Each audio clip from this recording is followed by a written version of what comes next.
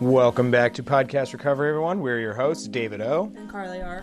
And today we are joined by our very, very lovely friend, Tara. How are you doing? Good, how are you? I'm doing pretty good. You know, we've had a lot of technical issues this morning, so I apologize for that. There's no headphones, which I feel very naked and weird about, because normally, I don't know, it just feels more official with headphones, because you can, hear your own reverb, and now I just feel weird. Okay, so I already asked you that. Where are you from, Tara? I grew up in Harford County, actually. Really? Yeah. Oh. Yep, Bel-Air. Oh. My wife is from Box Hill. Okay, yeah, right around there. Yeah, neat. Wait, you're 30. What high school did you go to? I went to C. Milton Wright, but only for a couple months, and then I switched to Catonsville. Oh, okay. And I was like, did you go to school with my wife? You might have. Maybe. That's crazy. When were you first introduced to recovery?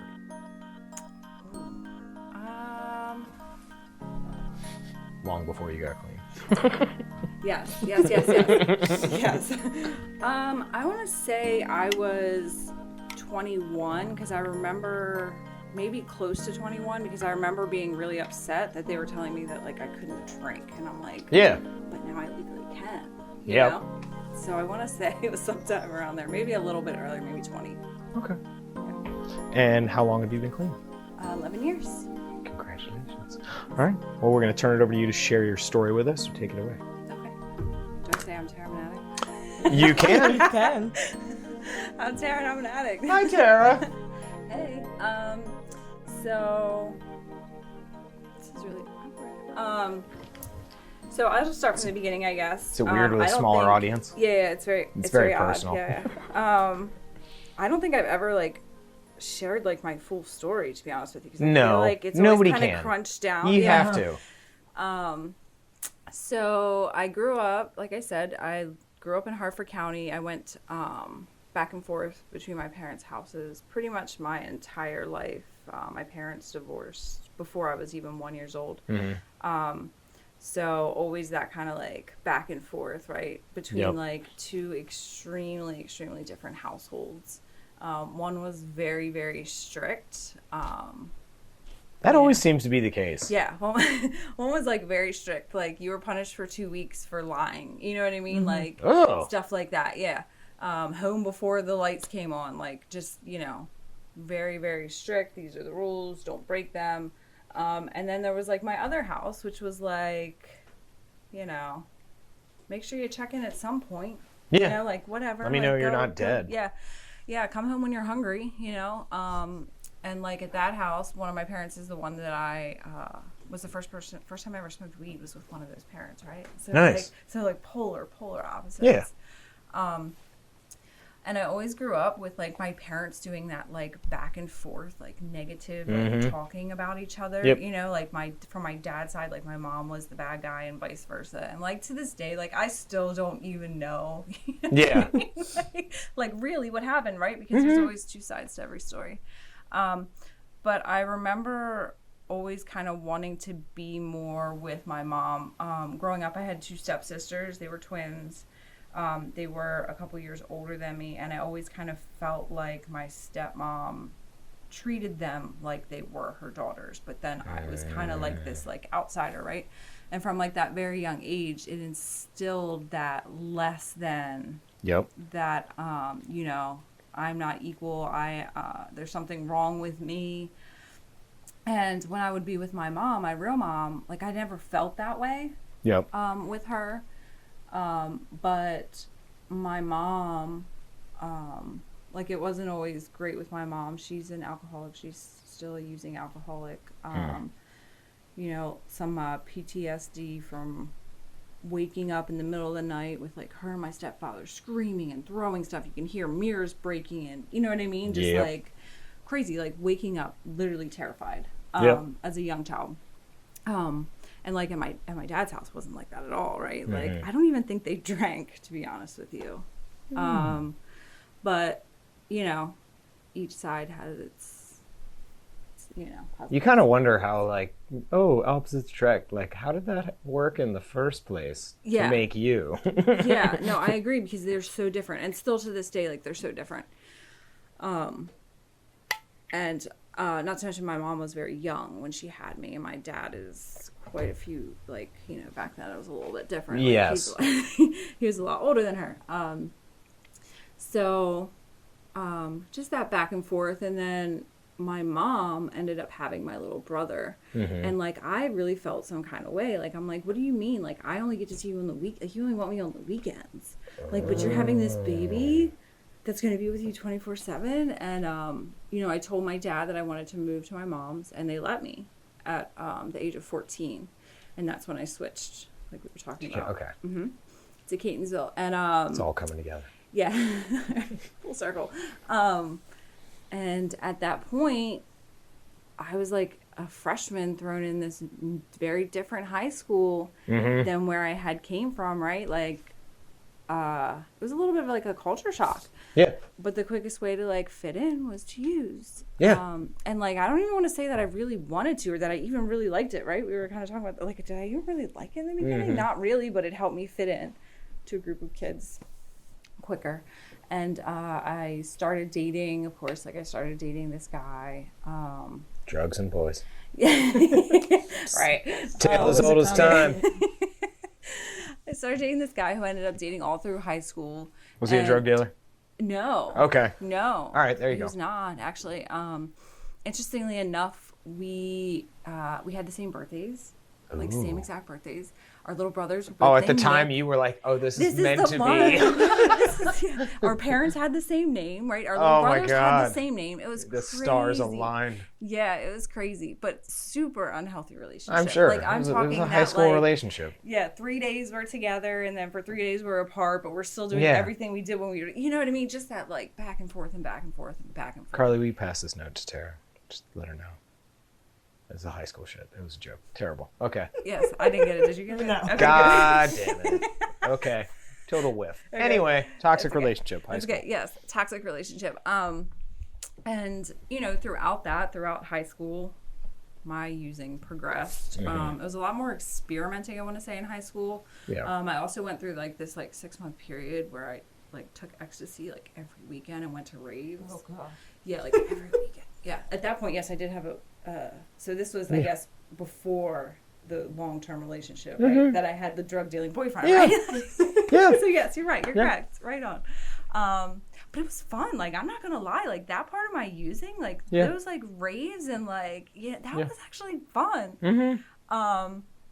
And like at that time, I didn't think anything was abnormal. I was hanging out with kids that were probably 4 or 5 years older than me. If it was all misery, we wouldn't have kept doing it. Like if it was miserable from the get-go, like everybody's like, "Oh, it was always terrible." I'm like, dude, come on. You had fun at some point. Yeah, that shit was fun. And like, we're not trying to glorify anybody listening. We're not glorifying addiction, but like, we did this shit because it was fun for a little while. Yeah. And then we did it until it wasn't fun. Yeah, exactly. And then we kept doing it. Very quickly after that, I feel like, I wasn't using as hard of drugs or whatever, but like I had like a consistent like weed habit. Like I would be like a bitch if I didn't smoke, like really bad. And then of course, like crack came in and pills and just, like sniffing things that I don't even think you're supposed to sniff, right? Like pills, crazy. Yeah. Now I like look back at it, it's kind of scary. Like, just randomly just stick some stuff up my nose, see what happens. Like what? I'm pretty sure at one point it was some kind of like but it was like a non-narcotic. That's like some kind of like dude, there are people who get anxiety med. Yeah, psych like meds. That. Yep. Yeah. That's actually a big thing. I have another one too, a little bit further down in my story. It's actually like, after that, my using took off. My boyfriend that I had that very unhealthy relationship for years was diagnosed with bipolar, and he drank. He became one of those people that would like go to sleep drunk and like wake up and start drinking again, like just like consistently. Became like a very different person, and he ended up taking his life. He wasn't taking medications. He wasn't. He was simply drinking. Yeah. And like that was really hard. I didn't know how to deal with that at all.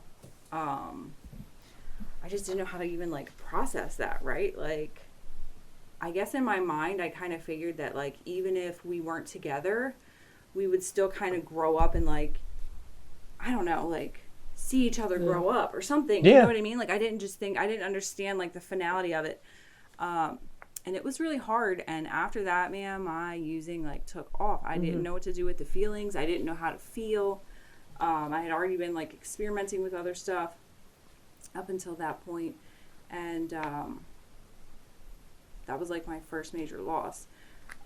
So of course, like I did what I did many times. I started dating a friend of his because like I'm good at that, right? Yeah. Like I am. Like I started dating a friend of his who was a lot more knowledgeable about, like crack and heroin, things like that. And I would never say, like my parents would say that like he was the problem, right? Like he wasn't the problem. Eventually I would have got there on my own. Yeah, he was just a got there a little catalyst. quicker. Yeah. I just got there a little quicker. And yeah, my using took off after that, and it was just it was just like insanity. His family also were all using addicts, so like using was acceptable at his house. Like it was okay to smoke crack and shoot dope at his house. It was okay. It was acceptable. Just insanity, man. All the things I used to do. I had to do this when I did my step recently with my sponsor. I was actually talking to her about how like this is how like sick it was. We would go, they lived in front of a graveyard, and we would go take off like the flowers from the graves and go take them down to the corner and sell them to people. Like how like that is one of the craziest hustles I've ever heard. It was a good one, I'm not gonna lie, but morally, like I think that falls into the donkey story category. Does it? I think so. That's pretty crazy. So, you know Christine, right? Martin and Christine. Yeah. So, Christina. Sorry. Yeah. She stole a donkey once. She abducted a donkey and walked it down the road. So we've coined a term called donkey stories, which is just the most insane shit that we did. And stealing dead people's flowers and selling them, I think qualifies for a donkey story. If morally wrong qualifies as donkey stories, then I think I have one. Oh, okay, real quick. What you got? So in high school, one of my friend's sisters was diagnosed with brain cancer. Okay. And so they were always away for the weekend at St. Jude, and so we threw parties at her house. We were putting together money for like alcohol and shit for the next weekend. So I brought in like a Skippy peanut butter jar of coins, and people kept asking what it was for. So we made up this lie that it was for her sister's Christmas present, and we ended up raising like hundreds and hundreds of dollars, and we spent it all on drugs and alcohol. That is a donkey story. Good I didn't know morally wrong counted as donkey story. So, I think so. There you go. There you go. Okay, that got intense. All right, so you're selling dead people flowers. Keep going. Yes. Goodness gracious, Carly. So it was kind of crazy because like his mom, for all intents and purposes, was a crackhead, but she was like a really smart one. Like she had some hustles, man, that like would blow your mind. Like you're like, who would think like she would? Well, I mean, like she would like run the bar, steal, somebody's wallet, but then she'd go to like Blockbuster, and rent all these movies and sell them to the dope boys for crack. Like crazy stuff. Like who like thinks? Yeah, that, the Home Depot racket is usually a given. Everybody does that, but that's pretty slick. Right? Like, I wouldn't think of stuff like that, man. Just insanity. A Blockbuster hustle. How more 90s could you get? Yeah. True. Just like... Right now, there's like a 17-year-old addict listening to this episode. They're like, what the fuck is a Blockbuster? That's probably true. But Google it, kid. You'll figure it out. Okay. Keep going. So, just crazy after that. And man, we used to do like the craziest stuff. We would travel to Walmarts. He would steal medicine. We'd take him back to Brooklyn to pawn, and just this like, crazy. I don't know if they do that anymore, but they used to actually like pay you for like unopened like foot cream, like weird shit. And we would travel to like all these different Walmarts. And I remember him getting like hemmed up, and like I was the driver one time, and I'm out in this like Walmart in the middle of nowhere, like just driving around, you know, paranoid, like looking at my rear view like all day, just like, ew, like now that's like sickening, right? Like that feeling, oh, sickening. But eventually got to a point that he went to jail, and I went to treatment because like there was nobody there to support my habit. So it's like, well, what am I gonna do? Like, I'm not gonna support my own habit. Like, what? And I went to treatment for the first time, and I want to say I was like 19 or 20, and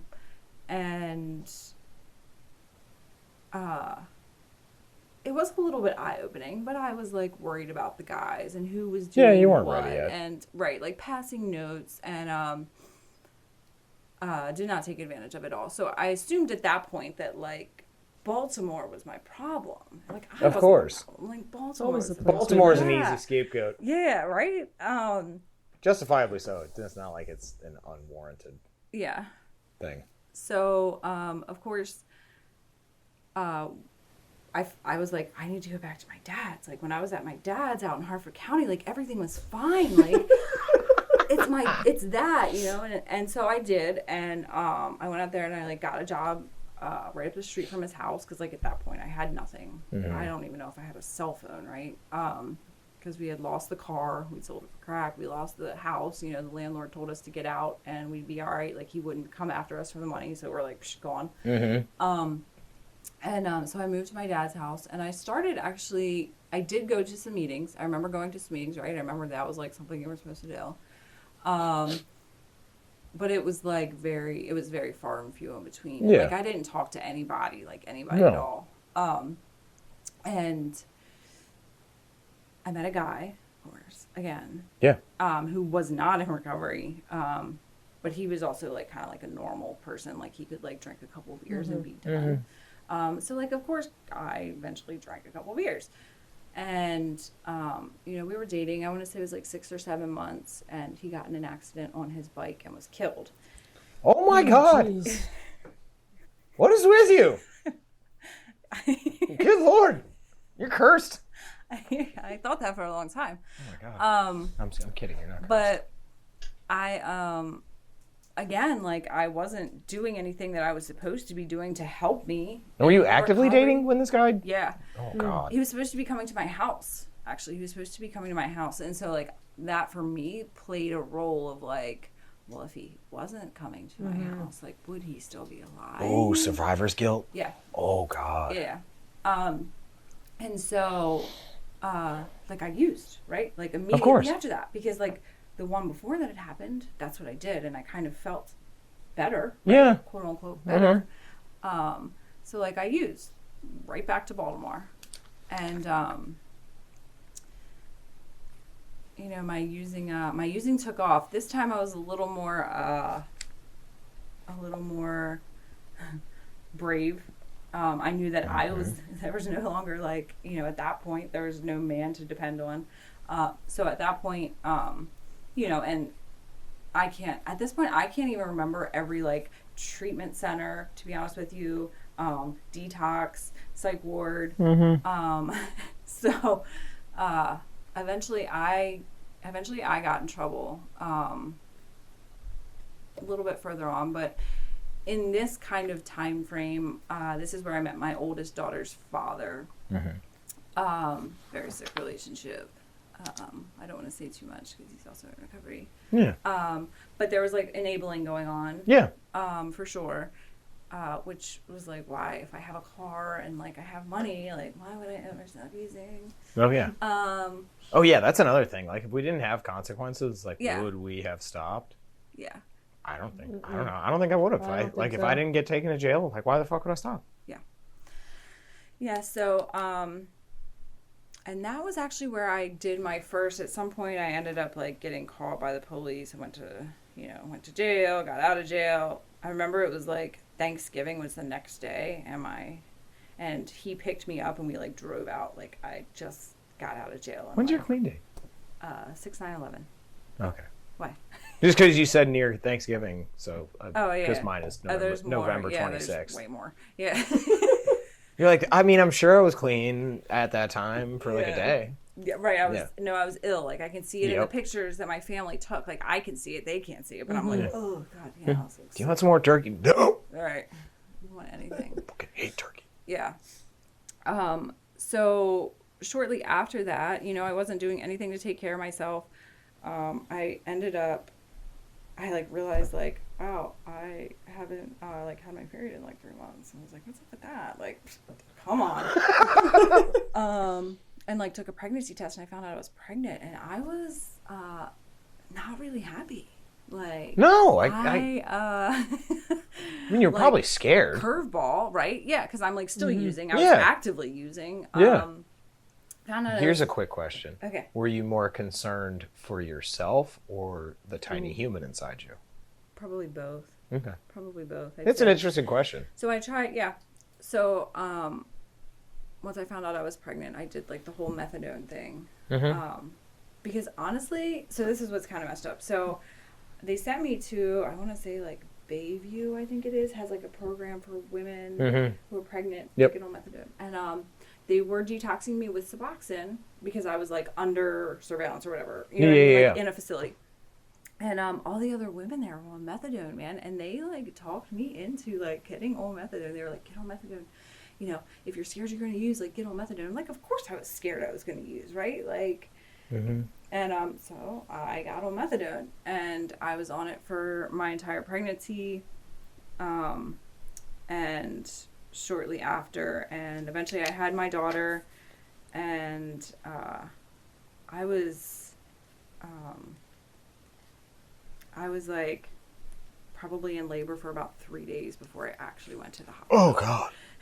I'm sorry, especially now that I have my own son. I'm so glad I have a penis. Thank God. Like I couldn't deal with what you women go through. Yeah. Eric, I know you second me on that. I think I'd be fine. You think you would be fine? You think you could carry a child to term? I do. You're full of shit. Bullshit. Bullshit. Total bullshit. Ugh, Nope. I don't know. Yeah, not happening, Eric. So. Nope. I will tap out and no, you're wrong. I've felt immense amounts of pain before. I think I could handle it. Nope. Nope. Okay, 3 days in labor. Tara, go. All right. 3 days in labor. I had some stuff going on. I was like, I think it's probably fine to go to the hospital. But in all reality, I was scared to go to the hospital because I knew that they would know that not only was I on methadone, but that I was like using everything else as well throughout my entire pregnancy, right? Because when you're in a methadone clinic, they do urines frequently. When you're pregnant in a methadone clinic, they do urines more frequently. Yes. So, you know, had my daughter.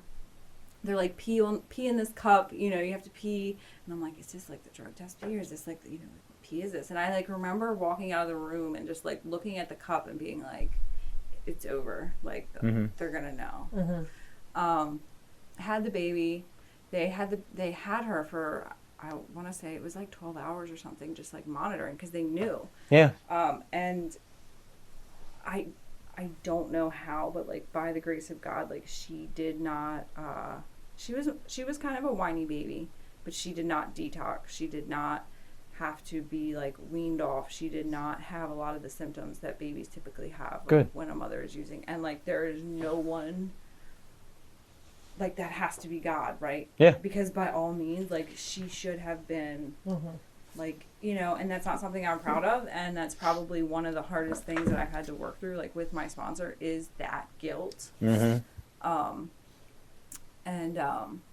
Of course, like I got a social worker, child protective services, like was in my hospital room the next day, like, hey, we need to talk. And like, still I was there trying to deny it. Like, just crazy. And basically what happened is I was not allowed to be alone with my child for quite some time.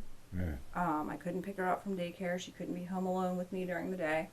I had child protective service workers that came over that urine tested her father, urine tested me, came by the house, just stopped by randomly. Like it was kind of crazy.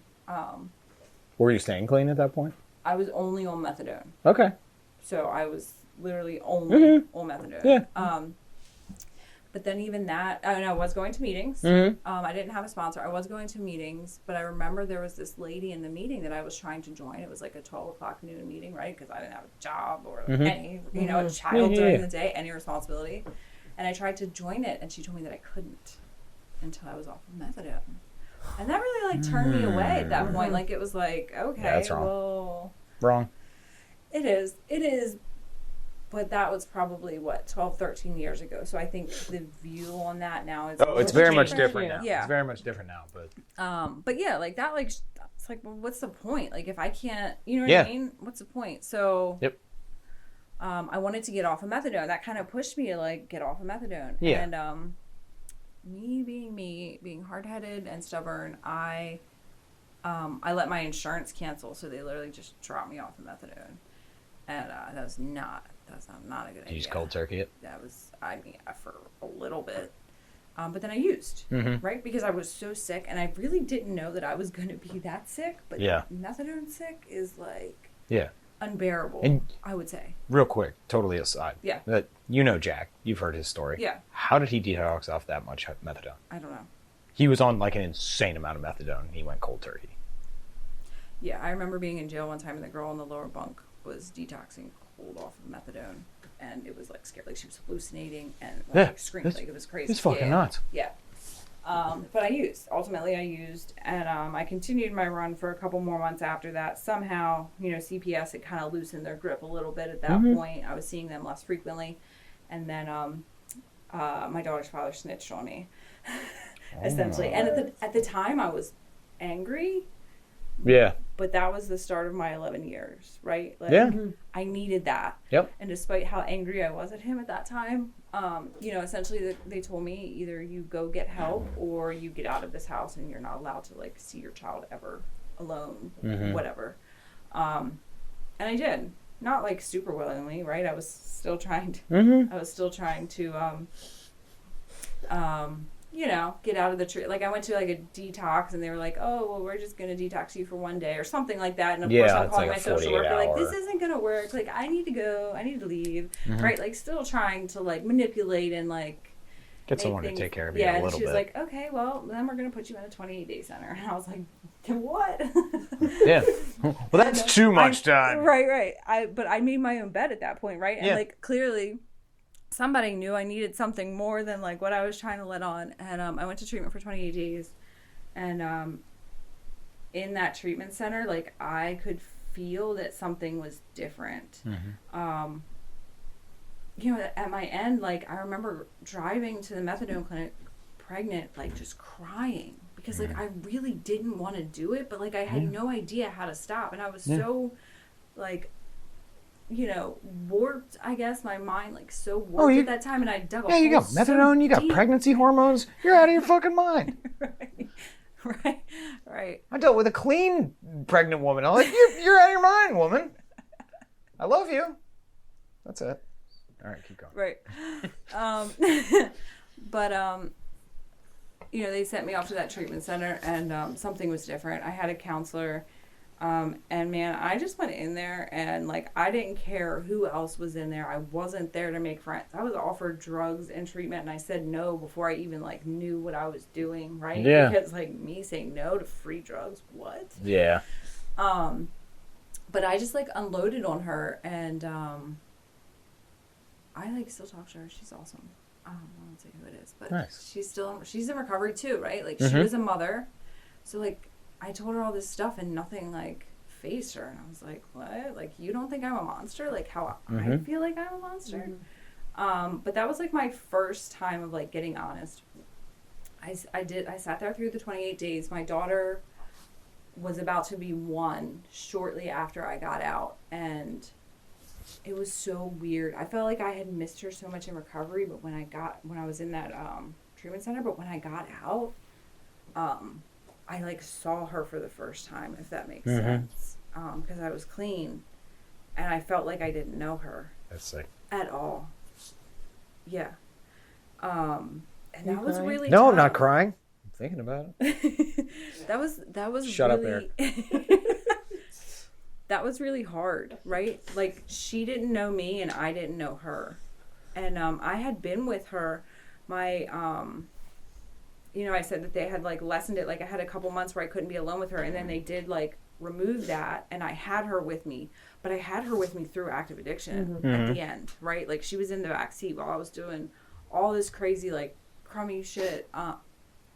and taking her places she shouldn't be, and like left her with somebody at one point so I could go cop, like just like crazy shit. Like now I'm like very protective of my children, but it was crazy because when I got out, it was like I was looking at this human that I had made that I didn't even really know. Right? And she didn't know me. Like, she didn't really come to me. Like, I expected her to be like mommy, but like that was not how it was, right? Because even though I was there physically, emotionally, like mentally, like I was not there for her. Even though she was with me. So I had to build that connection over time. And shortly after I had got out of treatment for the last time, I think it was only 3 or 4 months, the social workers were like, we can tell something's different. And they closed my case. Nice. Yeah. That was like crazy. That was like mind blowing to me. Yeah. It's like, oh, okay. I didn't know like what they saw, right? Like, had the cloud even been lifted at that point? Like, probably not. But I went to a meeting. This was the first time that I had gotten out of like a treatment center or wherever, and I went to a meeting the same day. I had never done that before. I either like put it off or I just didn't go at all, right? I went to a meeting the same day. I got my white key tag for what felt like the 100th time. I remember thinking to myself, I'm not picking up another one of these goddamn white key tags. I'm not doing it. And I only picked up one. No big deal. I had a lot. Did you only pick up one? Nice. Eric, you picked up like what? One dozen? I'm sorry. Sorry, Eric. You threw shade at me for crying. We're good. Here, I get it. The struggle's a little harder, Yeah. Some of us are stubborn. Some of them are just winners. Up top, Carly. That was me. That's how you No, I'm kidding. Here, right? Oh yeah, that's right. Never mind. Right. Total failure. Doesn't matter how you get here. I sit at the back of the short bus. That's a terrible joke. I'm sorry. I apologize for that. Anybody who's listening. Edit that out, Eric. I won't do that. I know. That's a terrible joke, and I apologize to anybody who's listening. Okay. That's terrible. So it was at that point, though, that I finally started to take all the suggestions that I had heard for years at that point, right? Like, go to meetings. Don't pick up. Just don't pick up. Like, don't pick it up. Pray. I had actually prayed, and like I didn't know for a long time who I was praying to, but I just knew that I needed something else, right? I needed to believe in something else. And like the prayer that I had when I first got clean is still the same thing I pray today, because like I'm scared to change it at this point, right? Like it's worked this long. What's the prayer? Right. It's just now you put me on the spot. Now you maybe Is it too personal? No. Just to remove my obsession and compulsion, and not even from drugs, but just my obsession and compulsions, and teach me how to live. A third step and a 6th, 7th step prayer, all just rolled into one. Yeah, so perfect. Still to this day, like I still say that same thing. I'm scared to not. And one of the biggest parts of the last 11 years that I do want to talk about is school. Right, like I got here and you've been in school forever. I know, but it was crazy because like I didn't want to like go to school, but I saw these other women who I looked up to who were like going to school, and I was like, well, maybe I want to do that. I want to do something with my life. And I think I had 3 months clean when I enrolled in school, and it's like kind of crazy. And I went to school for 10 years after that, literally. Yeah, literally. Which is like, it was weird though, like I'm skipping around, but when I finished school, I felt like I had like lost this big part of my identity, because I had been a student for 10 years, and like now I'm no longer a student. And it was weird, and I'm not gonna lie, I went back after getting my master's degree for like 1 semester to do like an HR certification, and I was just like, yeah, fuck that, I'm not doing it. I just couldn't do it. I couldn't do it. Even though it was like 101 classes, right? Compared to like master's level classes. Like I can't do it. 16 weeks. Discussion boards again. I can't do it. But I struggled with that for probably like 6 months. It was just this huge role that I had played for so long, and then it was removed. Outside of that, And also it's like at a level of accountability in your life that you no longer have. Yeah. And in your recovery. Yes. Interesting. Yeah. So I started on that journey fairly early. Right after I celebrated a year clean, I left my daughter's father because, like I said, like the enabling part of it, I couldn't really get that. Yeah. Especially now being in recovery myself, like I couldn't understand like being in a relationship with somebody and enabling them to use when I know personally, like firsthand, what addiction does, right? And it was scary. I had always depended upon like men for, you know, cars, shelter, money, a phone, like everything. And I had talked with my my dad, who's actually my stepdad, but I refer to him as my dad because he's like my dad. He had at the time a basement apartment, like a 2-bedroom basement apartment that he rented out that he had free, and I just asked, and he was like, sure. And I remember I went, like, got a car from the car dealer. Like, they gave me a car. I was like, oh my god. Anybody's happy to put you in debt. Yeah. Like, oh, you're gonna be $30,000 in debt? You got it. You're right. And I'm like, oh, nice shiny car, you know. Yep. And you're like, fuck, I gotta pay this. Yeah. Every month. Monthly, plus insurance, plus gas, what? Yeah. But I did the things that were necessary, and I left that relationship, and I took like the very few things that I had, like the clothes off of my back, some of my daughter's clothes, toys. I didn't have a kitchen table. I didn't have a couch. I didn't have a TV. Like, I didn't have utensils for a kitchen. I had nothing. And people in recovery helped me get all of that stuff, right? Over time. Yeah. You know? Yeah. Over time. It wasn't like a baby shower for Tara. No, it was not. It was not. But it was hard work, right? And it taught me humility, and it taught me how to do things for myself. As well as things like paying, you know, rent, paying a car payment, paying insurance, paying my cell phone bill, paying, you know, gas, all that stuff. Because I'd never done any of that before. Right? I either had somebody who did it for me, or I just didn't do it at all. That was like I won't say that was like a hard time, but I definitely had to like learn a lot in my life. I remember trying to get car insurance, and because I hadn't had car insurance in so many years, like my car insurance cost was like more than my actual car payment. Oh yeah. Because I hadn't had it, right? That doesn't mean I wasn't driving cars. I just didn't have insurance to drive those cars, right? So, you know, that was a lesson learned, but they were like, you know, tough it out for 6 months and we'll like drastically drop it. So I had to do that. I had to clean up my credit. I think my credit was like below 500 when I first got here. Somebody in NA told me like, you get a free credit report once a year. And I like, you know, told me how to do it. I did it. And I was like in shock. But I worked to like fix that immensely. And, you know, throughout recovery, it's dropped down a couple times because I had a little, you know, fun time with the credit cards. Like I'm still very much an addict. It just comes out in different ways. I've got. Do you have to go to Amazon Anonymous? No, but I do know. So I know. No. So I mean, I have a problem with Amazon. Who doesn't? That's going to be a thing. Amazon Anonymous. It's going to be a thing. So this is what I do.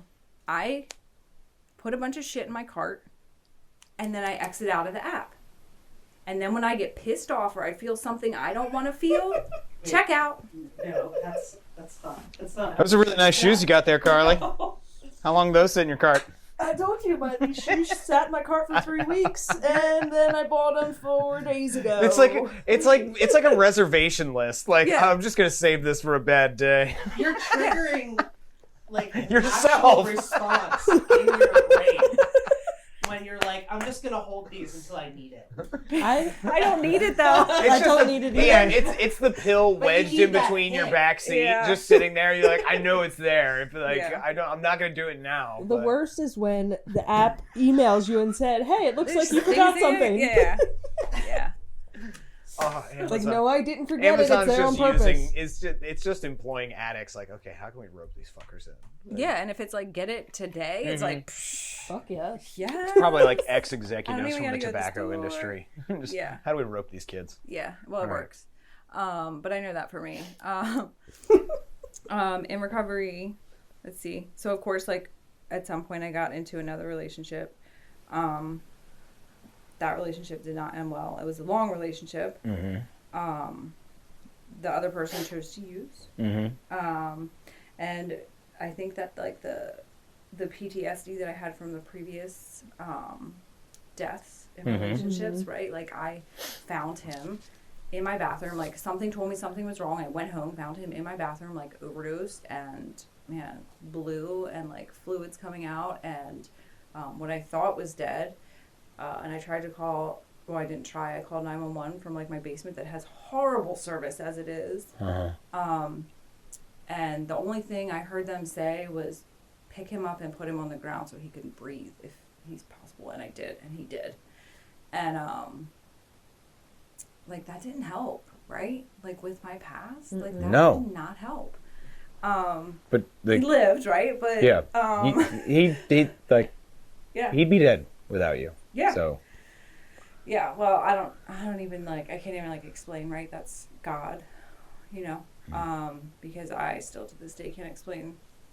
But you know, because of those, there's always this fear, right? Like my husband has like his location on his phone because like for my, like, I don't think he's doing something wrong, but like my fear tells me that if he doesn't answer his phone, he's like in a ditch somewhere in his truck or it flipped or, you know what I mean? Like it goes there.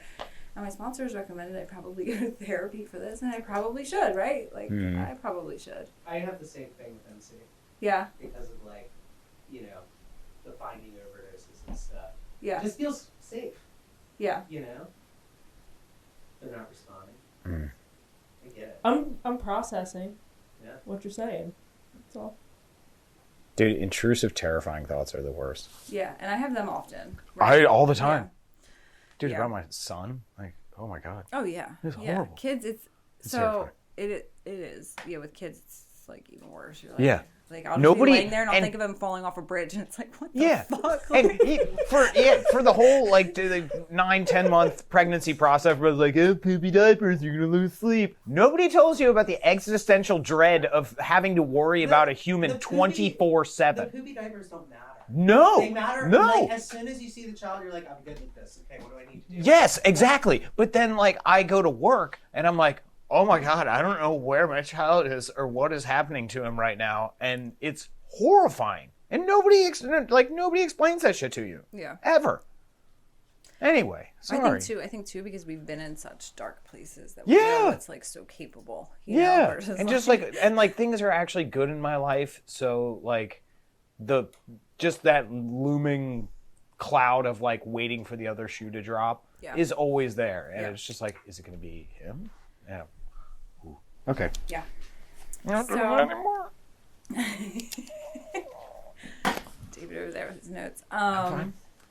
So obviously I got married. Yep. My husband and I, it's a funny story. We were dating for a couple months. And I found out I was pregnant. Nice. But we were doing things. Like I was on birth control. Well, clearly you were doing things. How did you get pregnant? Okay, that's how it works, right? We were doing things, but I was also on birth control, right? Yeah. Because like I was in school at the time. I had a child. He had a child. We were newly in a relationship. Like I didn't want another child I think eventually I did. Yeah. But not, 3 months into a relationship. Yes. And I remember so I found out I was pregnant. He was like at his home group, and I was like, I need you to go to your house right now. And he was like scared. He thought something was wrong. And, it's very difficult. Like I think when you're in a relationship for a long time with somebody and you tell them you're pregnant, like it's a little easier than when because you don't know how they're going to react. Yeah. I didn't know how he was going to react. But, yeah. So I had to tell him, and I don't even think I told him. I think I made him guess it. Because if I said the words out loud, you know what I mean? Real. Like, it was like, oh. And I'm, like, wondering, like, how am I going to do this? Like, I'm renting this apartment out. He's renting this apartment out. We both have kids. Like, I'm still in school. Like, another baby, another daycare bill. Like, how are we going to do this? And he was just like, we're good. Like, we got this. And I'm just like, what? And very shortly after that, we got married in the courthouse. And we didn't tell anybody. Mm-hmm. And it was funny because I just got up for my lunch break. And I went to the courthouse and got married. And I came back and sat down and didn't say anything to anybody. Like, I was just like, yep. Going about my Thursday. And then we waited a couple, yes, exactly. It's like funny when I tell it now. It's like, wow, that's really weird. Didn't tell anybody. We started telling people a couple days later, and they were just like, what? But like, I knew, right? I'm a very energy vibe, like reading, like I could see a future with him that I had never had that in the past, that I couldn't actually see my future. You know what I mean? Like, it's like, we're here doing this thing, but like I couldn't see it, and I could see it with him. And we are actually in 22 days going to celebrate our 6-year marriage. Crazy, right? And I just married you guys. Yes, again. This time last year. Yes, because we didn't have that ceremony. Which was crazy, because my son was about 48 hours old, and I was in the hospital, sleep deprived and all this shit, and then like a notification popped up on my phone, and I was like, oh shit, I have to do that today. And my wife was just like, go. I was like, are you sure? She's like, yeah, go. Oh, so yeah. Yeah, he did. I remember you came and he married us, and I was like, if you have to go right after, like, just go. Yes, You just and had a I baby. did. Yep, I did. Yeah. Well, thanks for showing up, right? Yes. That's what we do. Yes, that's what we do. Despite the fact we had a baby 48 hours He was in the ago. hospital, so I was like, okay, he's totally safe here. Yeah, and she Everything's was fine. there, She right? was She fine. could- Everything's yeah. fine. I hear you. Well, thank you for that. Yes, Yeah. that is true. We did a ceremony, but you know, we just bought our second house. We've just moved. Recovery's been a little bit weird. I think it's a mix of like COVID and also moving, because I feel like recovery is different now after COVID. Yes. It's less personable. I feel like people are. I think it'll get vague. back. I think it'll get back. I hope so. Yeah, people are vague, right? Like, I hate when people share and they're like, I have this stuff going on at home. And it's like, nobody can fucking help you. What the fuck does that mean? Yeah. Like what? Like, you know what I mean? What kind of stuff do you have? Do you have going on? termites? What are you talking want about? Help? What's happening? Right. Like, do you want help? Like, I feel like people don't want help, or they're like scared. Maybe they're scared of what other people, like, I don't give a shit. I'll tell Clearly. you what it is. Like, but I don't share to like hear myself talk. I share because I need help, right? Yep. So how can you get help if you can't say, right? Like, I'm at home we're not and mind my dog readers. just died, right? And I am really sad, or like this family member died, or my husband cheated on me, or what, whatever. Like, you can't get the help if you don't say what's wrong. And I feel like that has changed in recovery a lot. So like, I always find it very refreshing when I go to a meeting and somebody like very openly shares. But recovery has changed since COVID, right? But I still have a home group. I still have a sponsor. I only have one. I have 2 sponsees right now. I had a sponsee actually break up with me for the first time. Oh, really? And I thought I was. You got fired? I got fired. I thought I was going to be sad, but I wasn't. Because it's like, if you think that somebody else can help you better, like, please, by all means, like, go get the help. And she had recently relapsed, and like, I can only give so many suggestions, and if you don't take those suggestions, go take them from somebody that you think you will, know what I mean? Like, please, like, I would never, I thought I'd be like upset, but like, I was like the total opposite. Like, please go find the help that you need to stay clean, because like, I will support you no matter what, like growth, So I thought that would be like weird, but it really wasn't, but I recently got a home group. I've done my 4th and 5th step recently. I'm on my 6th again for the second time. Your second time around? Yeah, second time around. Yes. 3 kids. We just got a new house not too long ago. Life is like pretty good right now, right? But I know that can always change. I've had your chickens could die. My chickens could die. Yeah. My chickens could get What is wrong with you? My chickens could get eaten by a fox. That is so See, true. that could totally happen. Stop. It could totally happen. It is true. Trust me, I will be no good when that happens, but I have to be open-minded that like it really could. Yeah. Yeah. Chickens. Carl, Okay. Traumatized over there. Oh, Alright. I don't like talking about animals dying. Well, we No, definitely. I actually, so like intrusive thoughts. I've been thinking about my dog getting older, and I can tell he's I getting think older, about and that I all the can't think about it. time. I can't think about it too much because There's going to be a time. Just mentally prepare yourself. I try. I've Start been trying trying. like a new 13 little years old. gray hair Dude. on his face. Dude, yeah. I start to panic. Dude is 10 years old. And you see him like moving slower and not as like quick to like. It's like. What about all the great times you had? I don't want to talk. We're not talking about this. We're I going don't on to want questions. to talk about any Okay. of it. Going on to questions. All right, so I think that's pretty much, still do the same things. Yeah. Go to meetings, pray. All that good stuff. Would you like to go first? No, I don't. Okay, perfect. Awesome.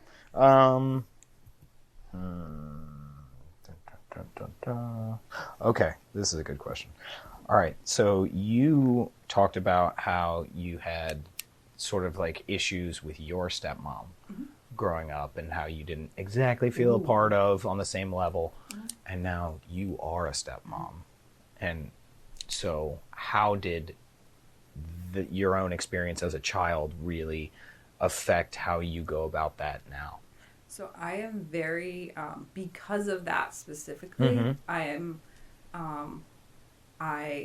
very aware that I am treating my children all exactly the same. I am praising them the same, right? I am punishing them the same for the same things. Obviously, it's a little bit different with age differences, right? Like, I can't expect the 5-year-old not to, but I try to. Because how old is Pat's girl? 9. So they're 5, 9, and 12. 5, 9, 12. Yeah, okay. so like the 12 and the 5-year-old, obviously, a little bit different. Yeah, right? Like, totally. Yeah. But I try to remain like very aware that I treat them all exactly the same, right? The same affection, right? The same, like I was saying, punishments, the same praise, like all that, like across the board. Because I know. Yeah. Right? I know what that like little like. And I'm sure she didn't even like realize what she was doing, but it's harder when you're a step parent, I think. Because like at first you're trying to kind of figure out, right? Because she was 3 when she came to me, or when him and I got together. So it's like trying to find these like boundaries first. You're kind of like, well, I'm not your birth mother, so like how do I, right? And then it takes time to build that relationship. And I could tell that she was a little bit distant from me, and I'm not sure like what went on in her mother's house, right? Because I'm sure there was probably some animosity there too. But I didn't take that out on her. Yeah, she was a 3-year-old child, right? But yeah, that is a good question, and I've actually shared that before, like just being adamant about treating them all the same. Yeah. And not one less or more love here, less love there. Like you can't do that. No. Right? Like we're trying to stop the cycle, not continue it. Yeah. So. And how did they blend pretty well? Yes.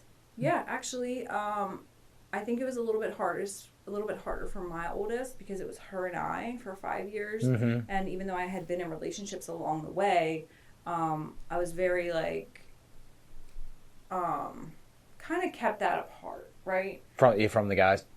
Yeah. Yeah. Like I didn't even introduce her to anybody until we were like 6 months. You know what I mean? Like I just didn't. Yeah. I didn't want to be that type of role model for my child to be like different men and confusing, right? Oh, yeah. She had a father. Like it wasn't. So they did. Of course, they kind of switch up now. Who argues with who the most? But yeah, they blended. They did. It was a little bit weird because I went from like a family of 2 to a family of 5 very quickly. Yes. So it was tough sometimes, but it worked out now. Awesome. Fantastic. What you got, Carly? All right. Well, fun question that we didn't focus on. Oh, good. Good. What was we your need first that. Drink? Oh yeah. Oh God, Malibu. Oh, gross. To this day, coconut. Oh, I cannot. Like everybody's like, ooh, coconut. I'm like, ooh. I love coconut because I drank a fifth of it. But still, because it was like, it tastes good. This doesn't taste like. And I drank a fifth of it, and to this day, like coconut. Stop. Yeah. Okay. Yeah. Now I'm getting the Malibu back in my throat. It's gross. Yeah, that would be Malibu. I remember that because every time I smell coconut, it's a reminder. Yuck. Yeah, no, thank you. Yeah. All right, a little bit more serious. Okay. One end of the spectrum to the other. So have you lost anyone close to you in recovery, and how have you coped with that? Oh yeah, I had that one too. Good job. Great minds. So like somebody else that was in the program. Not necessarily. Or just lost. But just because you had lost your boyfriend in high school who took his own life, and then boyfriend who was in a motorcycle accident, and all the PTSD, and your way of coping with it back then was using. Right. Oh. So, I would say no. Not somebody like super close to me. No. I mean, there's been a lot of death, right? Yeah. But not anybody that like I would consider like a close person. Not even really family wise either. So that is one thing that I know when I went over my 4th step, I think, or something, with my sponsor, that it talked about, like I told her one of my things was, like, I couldn't imagine losing my children or any of them, right? Yeah. And at this point, like, my husband, like, I don't know what I would do, right? Like, just because of all the loss that I've had before, I don't, like, that would be scary to me, but my sponsor has lost a child. So, like, we talked about that. And she stayed clean, right? So, like, I hope that God, that never happens, but I know that it's also possible that when you lose somebody close to you, or as a mother, like, lose a child, that people have stayed clean through that, right? I know would not be something that would be easy. Right. Or losing, like, a parent. I think about that often too, right? I have 3 sets of parents on my own, and my husband has a set of, so I have, like, 4 sets of parents. Like, I can't imagine that day is going to come, right? But talk about it. Feel it. Cry, scream, whatever. Just don't pick up. Don't get better. Like, my thing is, a lot of times, like, I had a kind of a little bit different. I had a C-section with my son who's 5. And I talked about it so much before. Like, I was like, these pain meds, man, like, scare me. Because you just see so many people, like, right, that's get a toothache, right? They have pain meds, and then they're gone. And I talked about it, and I talked about it, and I talked about it, and I didn't think it would be something that would be, like, possible to get through. And even women that had them were like, you're not going to be able to make it without it. And I did, right? I took Tylenol and Motrin after having, like, my stomach cut open. Oh, my God. Yeah. Whew.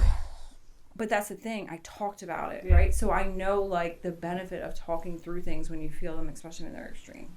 Another fun question. This has been heavy. It's been a heavy podcast. What's something funny or goofy about Pat? Just something weird about him. He is goofy. He's a goofy guy. He's a goofy guy. That's, like, part of the fun, right? Because I never know what's going to come out of his mouth, like, you know, or what, you know, he's going to do. Do you want to hear something funny? Okay, I got one. Okay, I got one. So in the morning, I can always tell when he's about to wake up because he busts ass so loud. And it's the only time he does it. Like, and then he just gets up and wakes up. Like, I always know he's about to wake up. Oh, that's classic. But it doesn't smell. Luckily, it doesn't smell. It's just, like, weird. It's just like, I guess it needs to be out, or he's been holding you while he's sleeping. I don't know. That's weird. But then the kids now even know if they hear him, which they can because it's so loud. Like, Dad's about to get up. Hilarious. That's hilarious. Hopefully, Pat, you listen to this because that's funny. All right. So you and your husband, Pat, are both in recovery. So how have you kept your recoveries separate all these years?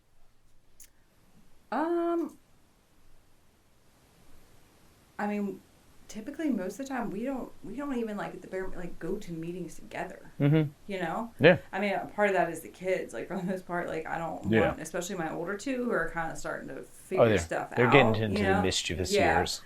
Like, we don't even go to meetings together. I mean, maybe we'll do, like, events sometimes.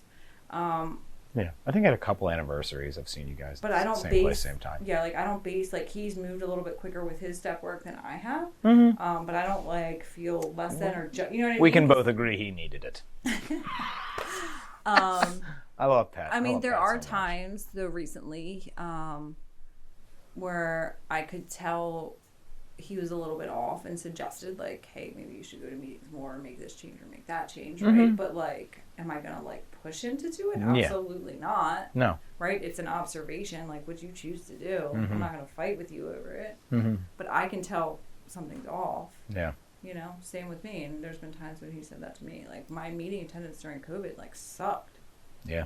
It really did. Oh, like, I think all of ours did. Yeah, I'd pop in on a Zoom meeting, so it would, like, That's qualify. insane. You know what I mean? Really present. Just, I wasn't really. I got a question for you real quick. So totally, like, so both of us, we have muggles as our significant other. Have you ever, like, pulled Garrett's inventory? Like, he's totally acting on this defect and he doesn't even fucking know it. No, I have not. Really? Oh. And I'm a shitty person because I've done that with my wife so many times. I'm like, you're being a selfish bitch right now and you don't even fucking know it. And it's like, you're not working on shit. Like, it's a real shitty thing.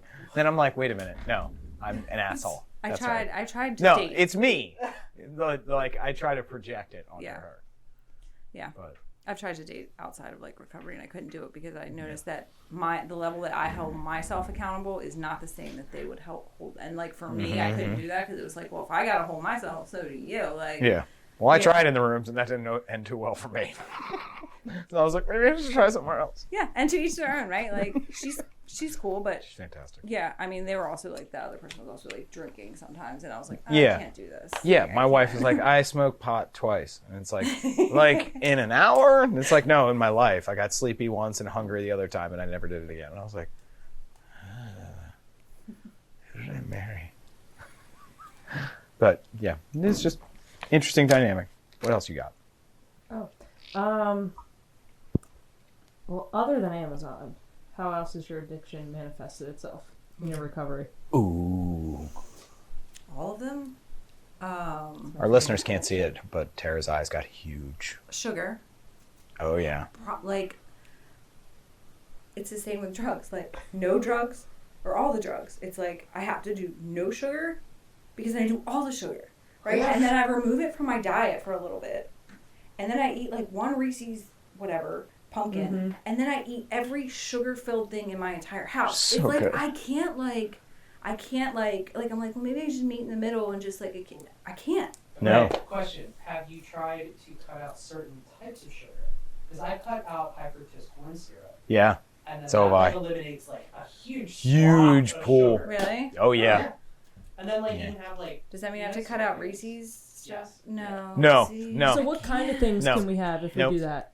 It's like my favorite thing in the You're whole kind Yeah. of entering my like I won't do that. organic verse. Is So- stevia and You all can have sorts stevia, of but you can yeah. also have cane sugar. Yeah, you can have agave syrup, You know, you stuff can like have that. Mexican Coke instead of Ooh. regular. Wait, what? Well, Oh, wait, okay, I what- definitely what- heard wait, that the what are wrong we way. talking I about? was like, What are we what? talking about? We're doing We can Mexican have Coke that. here? Kind of Mexican, like I prefer cocaine? Colombian But personally. what's your favorite soda, right, David? Like it's Reed's. Ginger ale. Reed's, right? You have Reed's. You 80? Yes, it settles my tummy. Ginger ale. Ginger ale's Settles my tongue. I don't like the caramel dark sodas. I don't drink soda anymore. Like I'll have I don't a drink ginger soda at ale. all. No, You can just have darker chocolate. I do. Oh, I have love dark dark chocolate. chocolate. Yeah. Yes. Dark chocolate's fantastic. But it's like I It's so can't. good for your heart. I can't have a little bit. No. Because then I just go overboard with it. Like I Yeah. don't know how to like regulate it, right? Yeah. So that's one, sugar. Yeah. Okay. Like I don't buy Nutty Bars because I eat the whole box in 5 minutes. Yeah. They're so Sugar, good. shopping, obviously, just in general, credit cards, right?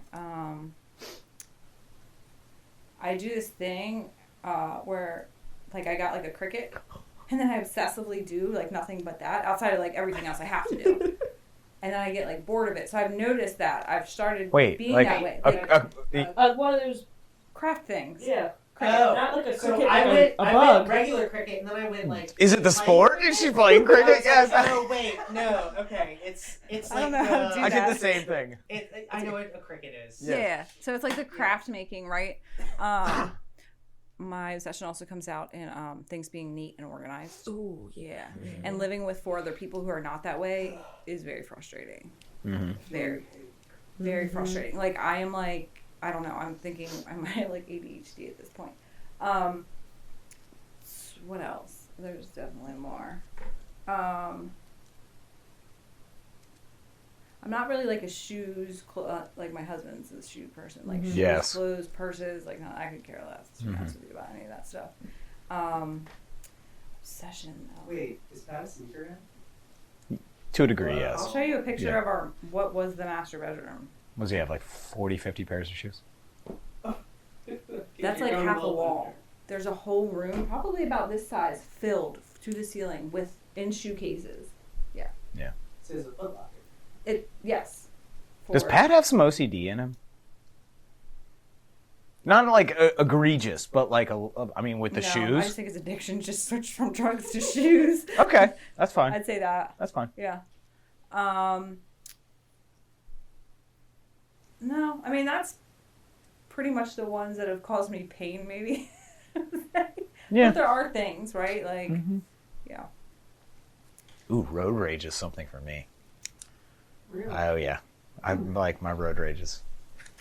You And have you know what have I'm to doing drive about in it? DC, though, Dude, so you know what I'm doing about it? I kinda get Not a fucking thing. I'm leaning into it. Like I have like a hammer in my in my side view. I'm like, I will throw this shit so fast, and I'm like, no, not today. No hammer. You have no to change hammer, your way no. of thinking, because I used to be that way, and now I'm like, you know I what? They don't might want be to. on the way to their I hospital enjoy it. to see their grandmother 'Cause I'm a before she psychopath. passes.